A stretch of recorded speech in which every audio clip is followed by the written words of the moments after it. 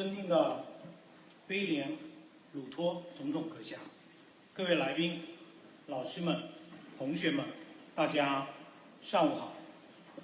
在这个春和景明的美好时节，我们相聚在庄严古朴的北京大学办公楼礼堂，共同欢迎肯尼亚共和国总统威廉·鲁托阁下到访北京大学，并发表演讲。下面，请允许我介绍来自肯尼亚共和国的嘉宾，他们是肯尼亚共和国总统威廉·鲁托阁下。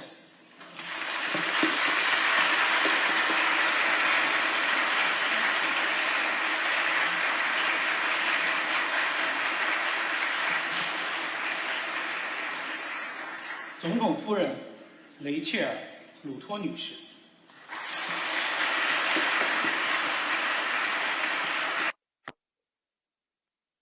肯尼亚共和国首席内阁部长兼外长穆萨利亚·穆达瓦迪。And Minister of Foreign Affairs of the Republic of Kenya. Accompanying President Ruto are members of the Kenyan delegation visiting China. Welcome, everyone.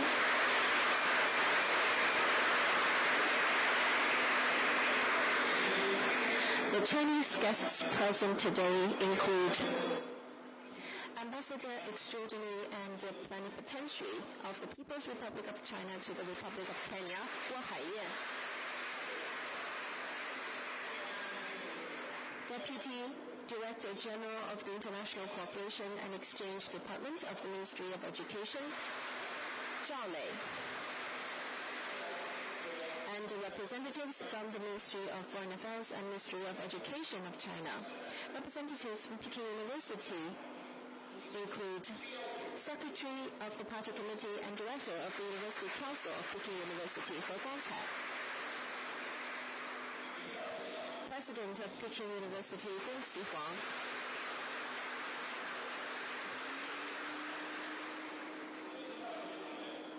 Executive Deputy Secretary of the Party Committee and Executive Deputy Director of the University Council, Chen Baojian. Deputy Secretary of the Party Committee and Deputy Director of the University Council, Hu Hao.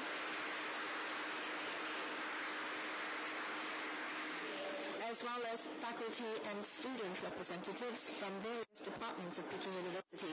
Thank you all for joining us. I'm Fang Fang, Vice President of Peking University. First, I'd like to invite Academician Gong Xihuang, President of Peking University, to deliver a welcome address.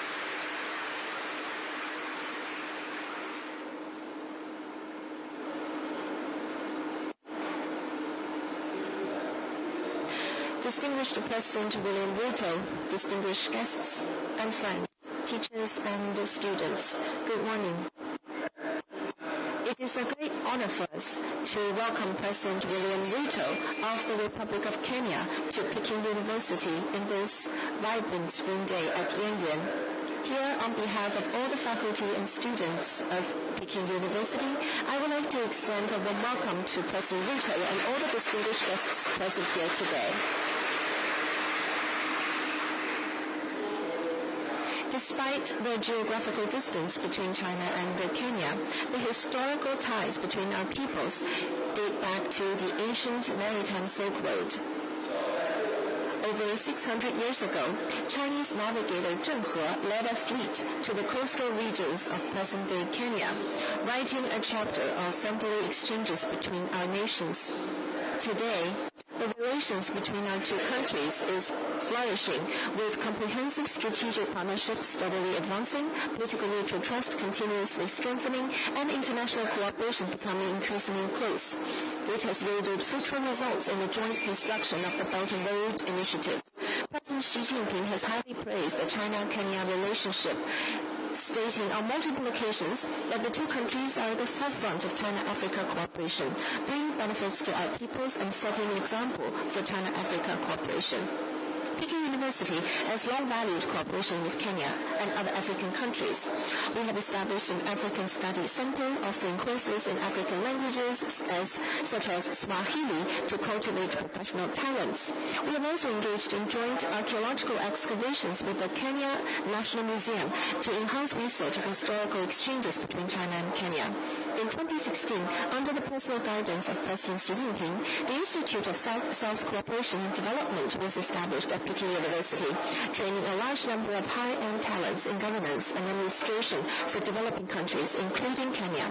Peking University actively participates in various activities under the UNESCO Priority Africa Program, hosts an Africa-themed sub-forum at the Beijing Forum, and co-initiated projects such as the African Girls Health Education Program to deepen exchanges and cooperation with various sectors in Kenya. President Ruto has long been a champion of the education cause, actively promoting education accessibility and fairness during his tenure as Minister of Higher Education, emphasizing international education cooperation.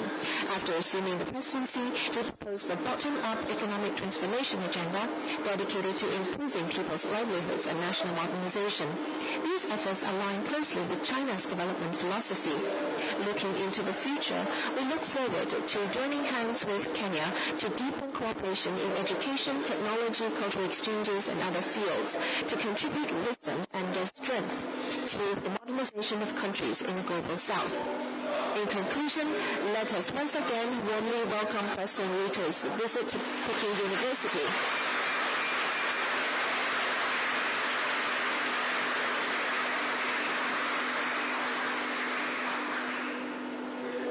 And wish the President and his delegation a successful and fruitful visit. The management and faculty of the university, dear students, distinguished guests, ladies and gentlemen, on behalf of the people of Kenya, let me express my deep gratitude for the honor and privilege to address this iconic and top-ranked university, which is not only one of China's most historic and prestigious universities, but also a global citadel of intellectual vibrancy, academic identity. Peking University has consistently stood at the vanguard of rigorous scholarship and public service. I commend your leadership, faculty, and the entire community for cultivating a world-class institution that fosters mutual understanding, talent development, and knowledge sharing between China and the world.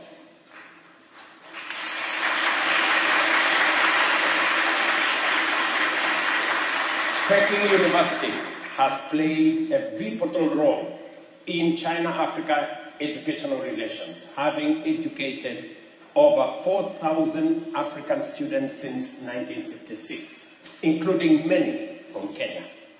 We are proud of our academic collaboration, including the partnership with Kenyatta University in literature and cultural studies. These exchanges and the scholarships you provide are building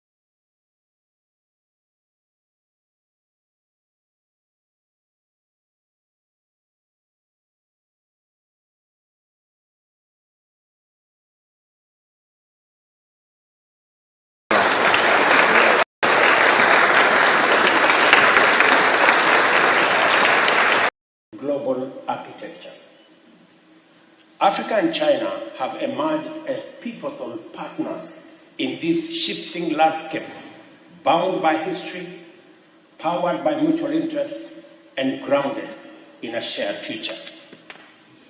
2 days after Kenya gained independence, in December 1963, China opened its embassy in Nairobi, becoming the 4th country to do so.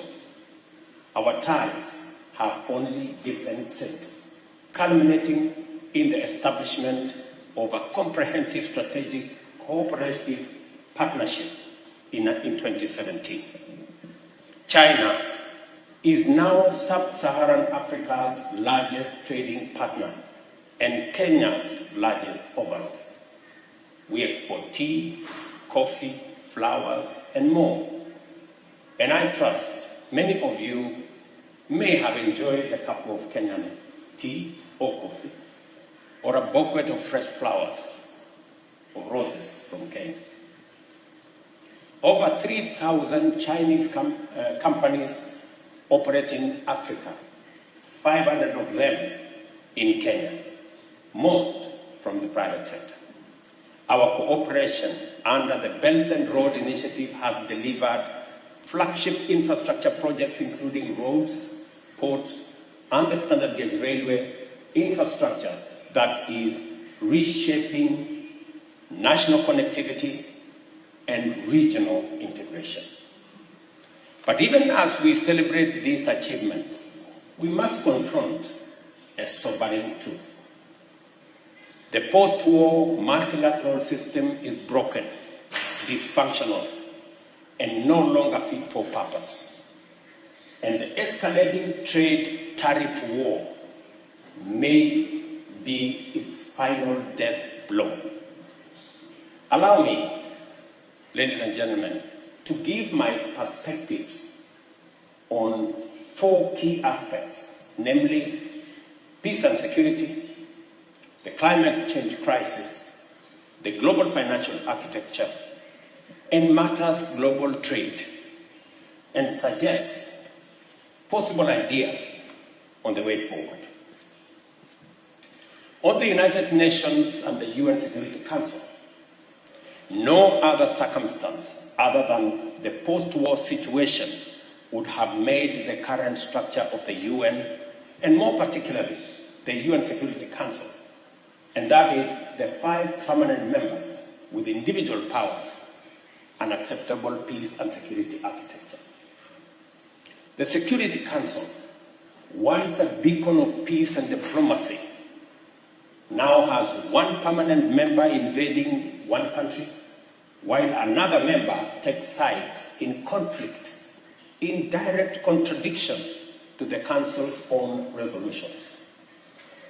Yet today, the permanent members live in denial and resist reform, even as the Security Council becomes less and less legitimate and its relevance is being put to question.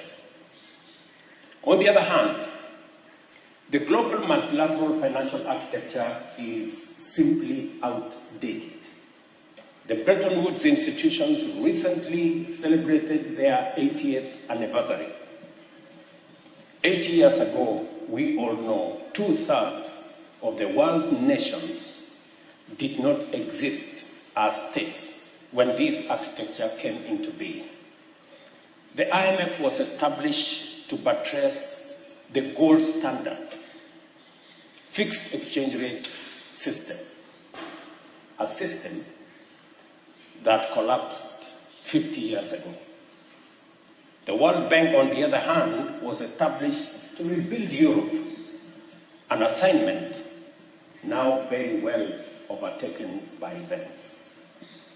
This financial architecture that we have today presents 4 intertwined challenges. Number 1, the challenge of liquidity or financial safety net for the multiple and persistent climate and economic shocks that we face today. Secondly, inadequate finance for development and climate action. And number 3, cost of capital. what we are calling the Great Financial Divide. And lastly, the problem of recurring debt crisis in developing countries, which is a consequence of the first three. The climate crisis is perhaps the most urgent and existential challenge of our time. Africa, despite contributing the least to global emissions, bear the greatest burden through floods, droughts, displacement, and food insecurity.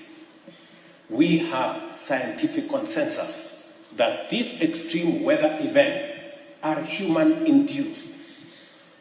But even if it were otherwise, decarbonization of the economy is progress in its own right. Conservation of nature and clean air are desirable ends in and of themselves. But 30 COP conferences later, national interests continue to stand in the way of global collective action, notwithstanding the fact that the atmosphere has no national boundaries. We continue, in my opinion, to play dice with nature. When the World Trade Organization was mooted in 1945, world trade consisted primarily of goods. The wealthy industrial countries exported manufactured goods, while the less developed countries exported primary products and raw materials. But today, the world of trade has changed dramatically.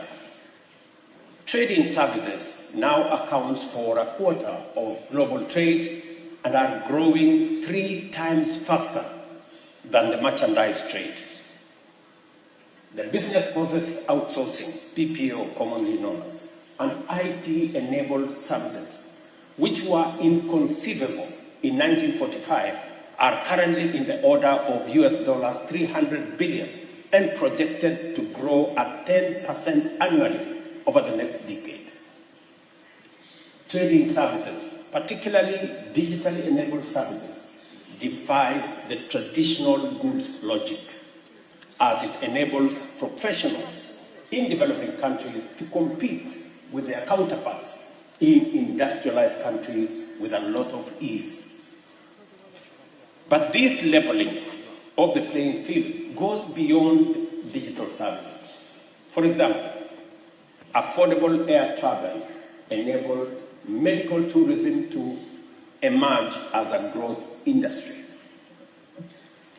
Ladies and gentlemen, having contextualized the situation as it is now, allow me at this point to suggest my views on where I consider the opportunities of the future to be. Let me put some context to this. For the first 45 years of its existence, the post-war multilateral system was shaped by bipolar ideological divide of the Cold War.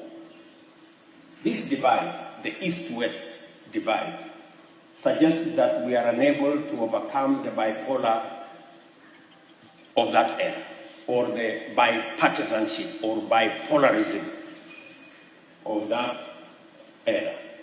Seemingly, there appears to be Cold War warriors that are unable to see a world that is not ideologically polarized and are determined to reinvent a polarized world by every means possible. In a world where globalization is no longer an option, but an existential imperative, any polarization is undesirable, unnecessary, and untenable. Two structural forces, in my opinion, have driven globalization, namely technology and demography. They are irreversible. Until very recently, perhaps no more than a decade ago, it was taken for granted that the industrialized West would maintain a competitive advantage in high technology industries, while the global South would remain in low-tech, labor-intensive, and primary goods industries. Today, disruptive, cutting-edge innovation can pop up anywhere in the world. The DeepSeek AI disruption and Kenya's revolutionary mobile money transfer technology are glaring signs of our times.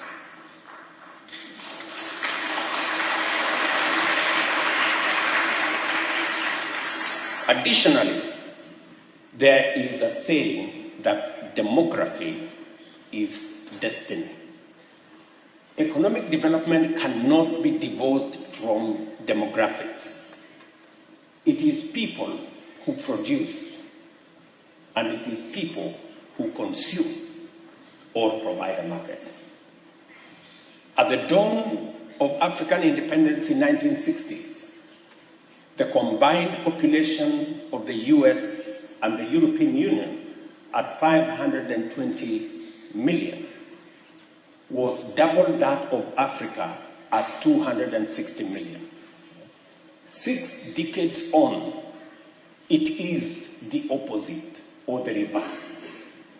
Africa's population of 1.5 billion is now double the combined US-EU population of 800 million. The demographic dynamic has an inevitability about it. Aging societies would want to reverse the trend, but there is very little they can do about it. So, inevitably, capital will have to flow to where the workforce is. At 19, Africa's median age is less than half of Europe and comparable to China's median age in the mid-70s. By 2050, Africa will account for a quarter of the world's workforce, the same proportion for China today. Let me tell you this. If the first half of this century belongs to China, the second half of this century belongs to Africa.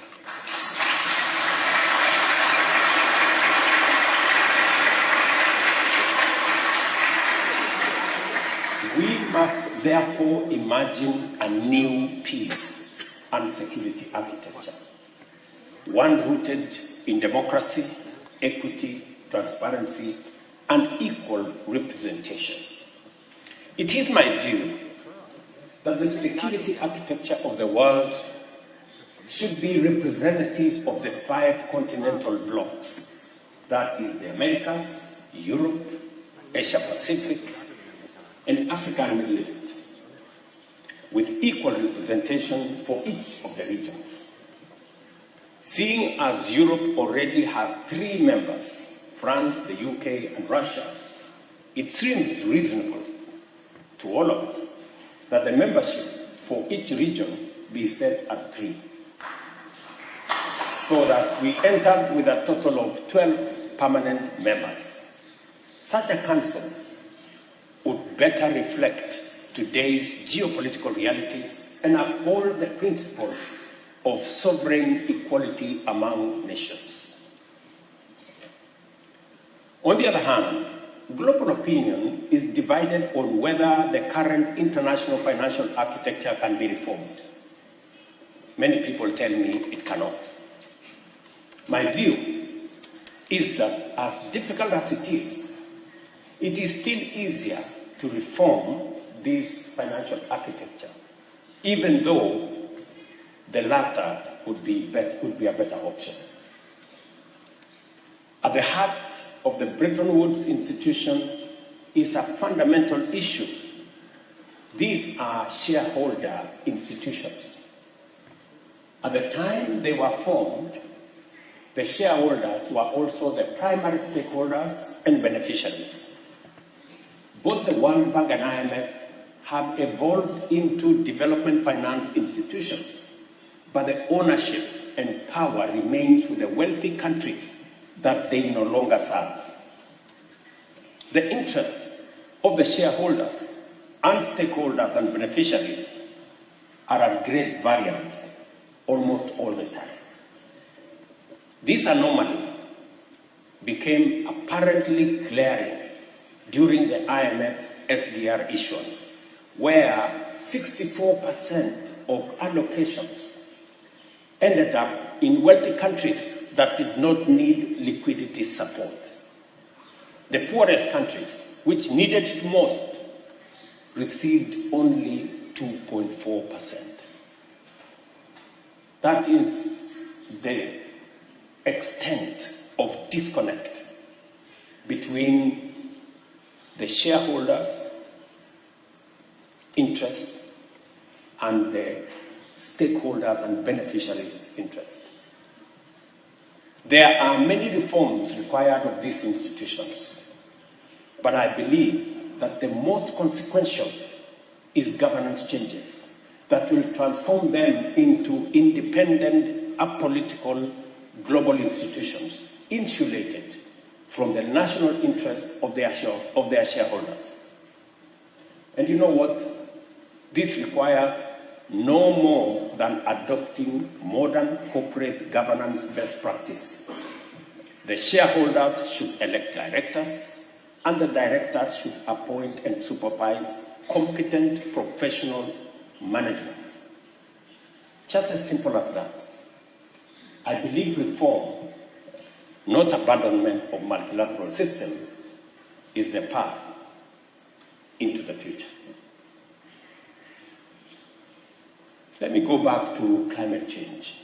The inaugural Africa Climate Summit held in Nairobi in September 2023 resolved, and I quote, to urge world leaders to rally behind the proposal for a global carbon taxation regime, including a carbon tax on fossil fuel trade, maritime transport, and aviation, end of quote.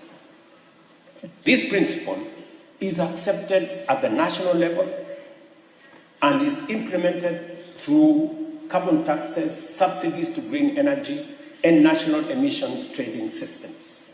Yet, we continue to resist taking this to its logical conclusion, that is, having a global carbon taxation regime. However, I take note that recently, in fact, earlier last month, the International Maritime Organization adopted a global emissions tax, meaning that this reality is beginning to dawn, that is the way to the future. Kenya, on the other hand, generates 90% of its electricity from renewables and has enshrined climate adaptation in law. Nairobi is now home to the second headquarters of the Global Center on Adaptation, the first global institution co-located in both the Global North and Global South. I wish to commend China for its leadership in renewable energy technologies, particularly in solar power and electric vehicles.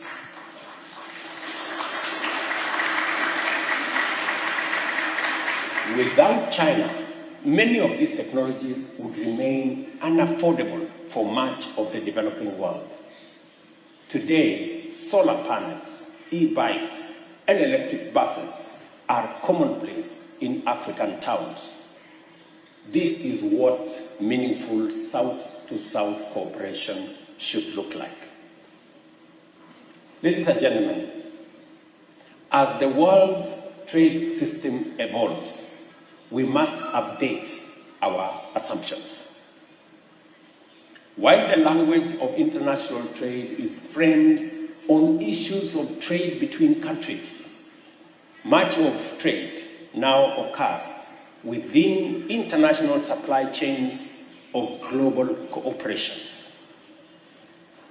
Actual trade flows are captured in export and import data, provide a very limited, maybe even distorted view of international trade. Let me share one perspective. Apple Corporation reported US dollars 391 billion sales in 2024, of which America's contribution of US dollars 167 billion, while the rest of the world contributed 224 billion of that 391 billion. In effect, more than 2/3 of its market is outside the United States. Nike, another example, reported sales of 49 billion US dollars, 21 billion in North America, and 28 billion from the rest of the world. By and large, America's global corporations generate between half and 2/3 of their business abroad. The question we have to ask is, how is this value distributed? When Levi's or Calvin Klein jeans are stitched in Kenya or Cambodia, then sold in China or India, with the profits accruing to the Global North Corporation, which share of the value is global trade and which is not? It's a question I hope some of the students in this university will explore. It stands to reason that when the entire value chain is factored into the trade equation, North America enjoys an even more significant commercial surplus from the global trade than is reflected in the trade figures we are currently working with.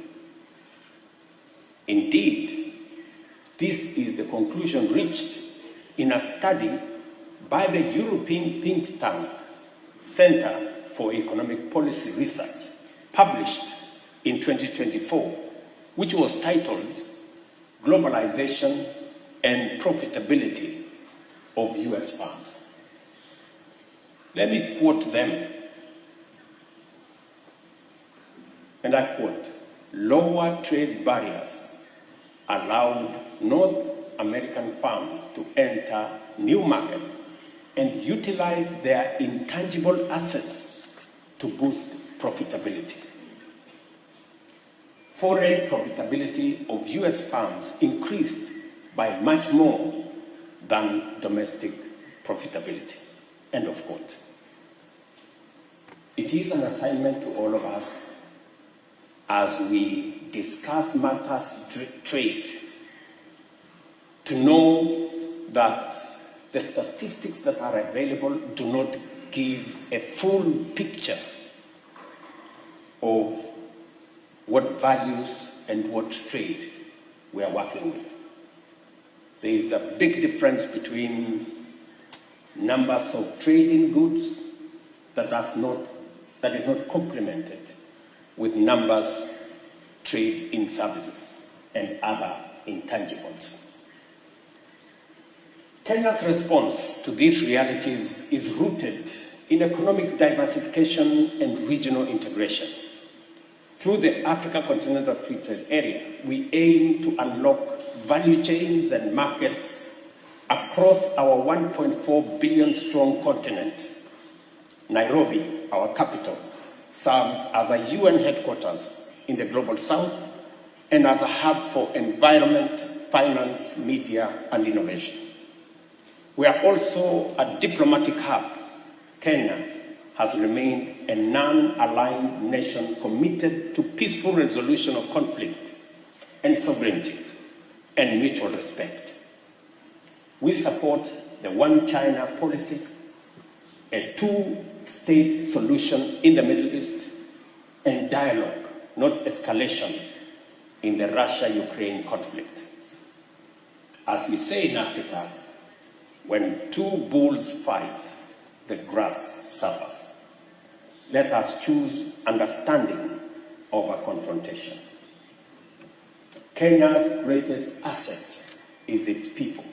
young, skilled, and entrepreneurs. Over 80% of our population is under 35, and we are building institutions and ecosystems that will harness this demographic advantage through education reform, digital innovation, and youth entrepreneurship. Initiatives like our Silicon Savannah at Concert Technopolis and our Big 5 University Research Cluster are also attracting global partnership. Peking University can play a pivotal role in this future. We encourage deeper cooperation through scholarships, artificial intelligence research, innovation labs, and student exchanges. We envision a digital future that is Kenya in location, Africa in identity, and global in impact. Ladies and gentlemen, Kenya and China are not merely trade partners. We are co-architects of a new world order, one that is fair, inclusive, and sustainable. Let us measure our success, not in GDP growth or trade volumes, but in how many lives we uplift, how many futures we secure, and how much dignity we restore.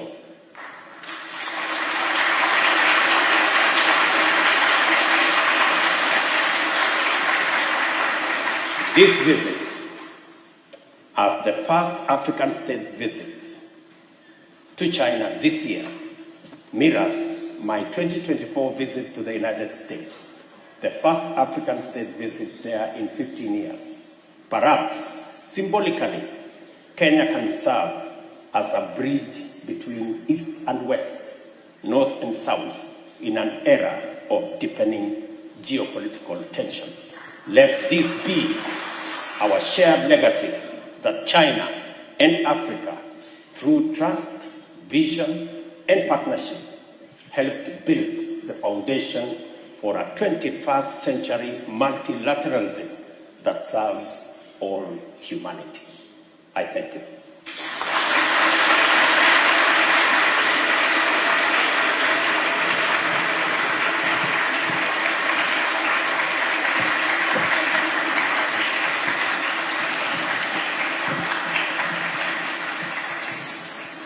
感谢总统阁下的精彩演讲，您的远见卓识给我们留下了深刻的印象。您关于非洲可持续发展道路的分享，以及对当前国际形势下非洲国家国际合作前景的展望，为我们提供了极具启发性的新视角。和总统阁下进行互动交流，请同学们举手提问。在提问前，先做一下自我介绍。好，我们先请右边中间的这位同学。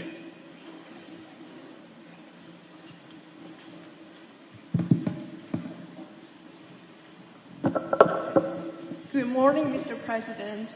I'm Zhang Yang. I'm a PhD student at National School of Development. Thank you for the enlightening speech. I have learned a lot.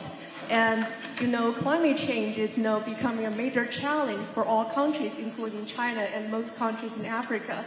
And so I wonder, what is your plan to fight against climate risk, and especially extreme weather? And how would you like to deepen your cooperation on climate with China in the future? Thank you.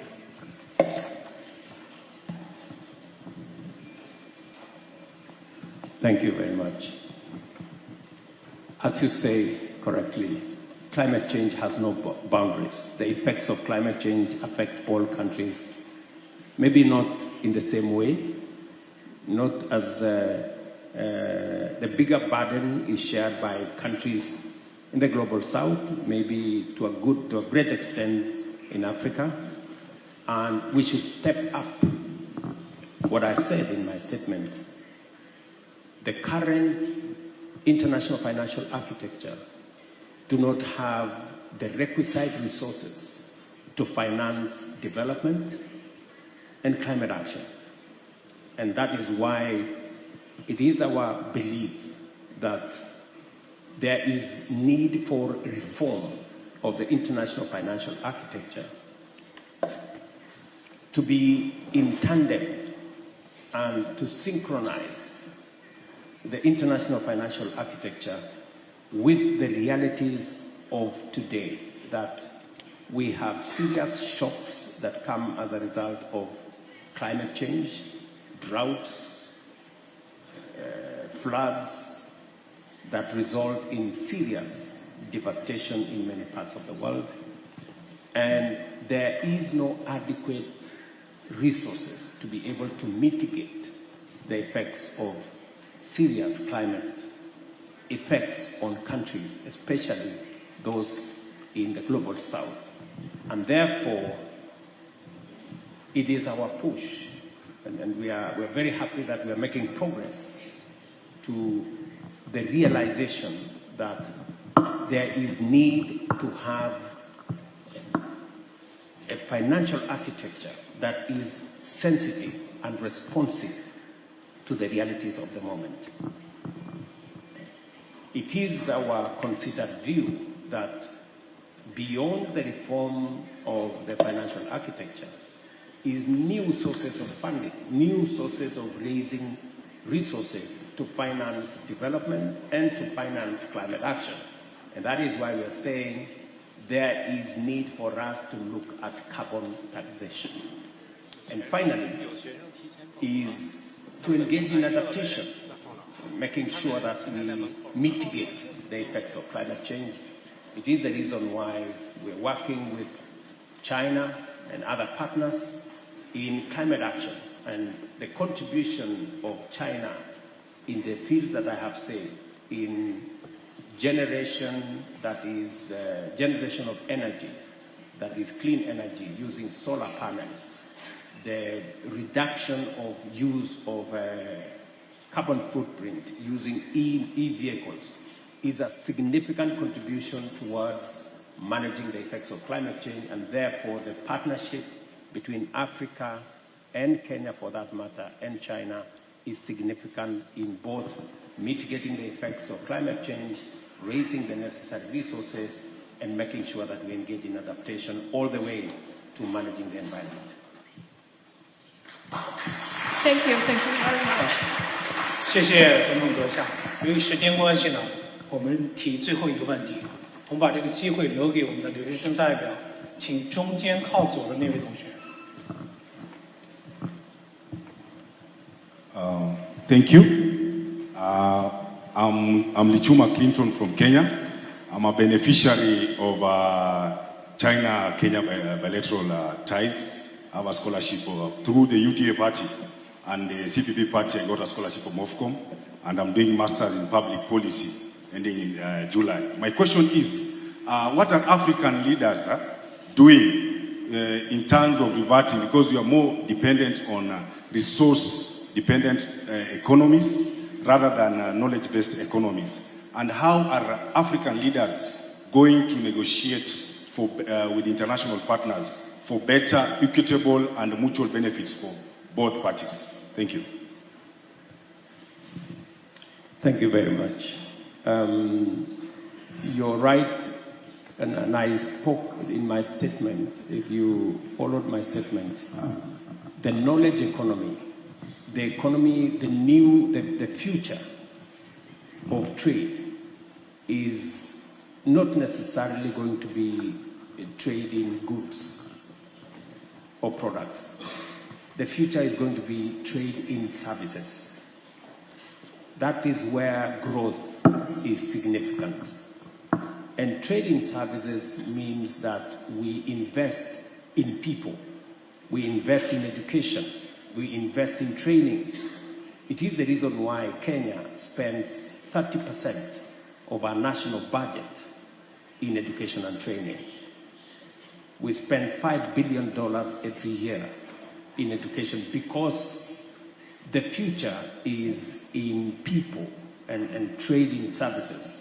It is also the reason why, working with friends from all continents, we are expanding our footprint on fiber optic to be able to do more on digital jobs, digital commerce, because that's where the future lies.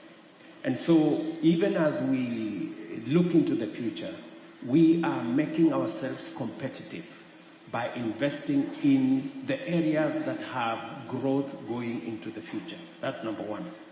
Number two, we are also reforming our institutions. For example, the Africa Union is being reformed so that we can better negotiate, we can improve our tools of negotiation with other parts of the world, so that even if it is trading goods or even trading services, we can negotiate better if we build the muscle to act together.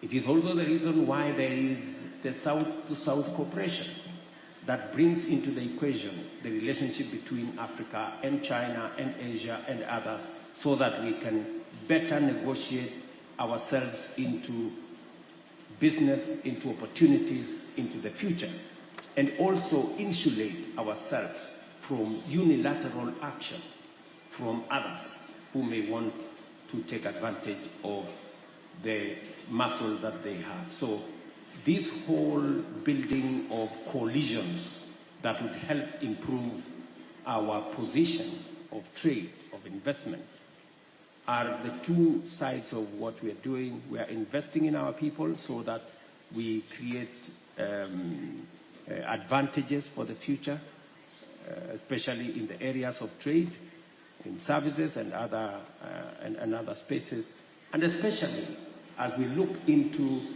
the future. Africa is going to have a quarter of the world's workforce by 2050. That gives us advantage. And we need to make sure that we sharpen that workforce. We make it fit for purpose so that we can take full advantage of that workforce the way China has taken in half of this century. We intend to prepare ourselves to take over the advantage in the next half of this century. Thank you very much.